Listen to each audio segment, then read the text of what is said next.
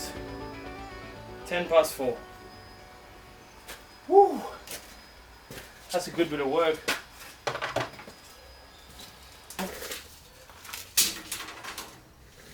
From the wheel guard to the wheel guard, it's 194, right? When I go to measure this buggy, from the outside of the tire to the outside of the tire is 2,000 millimeters. So 1940, 2,000. Now if we take the wheels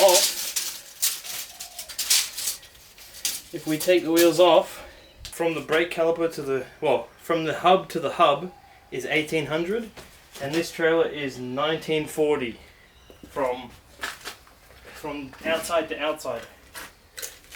To be honest, if we really needed to, we could take the suspension apart and then just have the buggy just sit here. As far as lengthwise goes,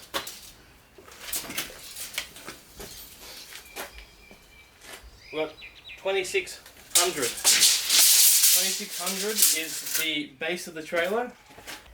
2,800 is the length of the buggy.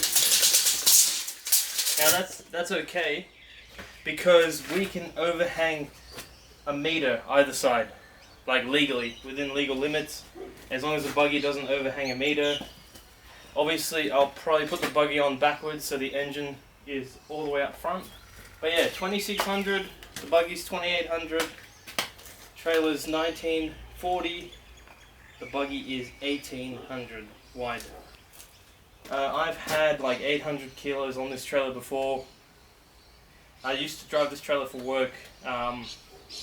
Probably like 6 years I drove this trailer for work. So the fact that we can reuse it is just going to be, you know, kind of cool. Dad made this trailer back in the day, so that gives it another reason to remake it, and it's a double axle, so that is even better on top of that. But yeah, it's perfect because a car trailer is too big.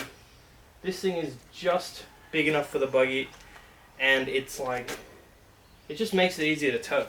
And I don't really have the money to buy a car trailer, and there's no space either. And I wouldn't mind being able to fit this in the garage as well with the buggy on top of it. So that would be sick. But yeah, that's it for today. That's a lot of work. Woo!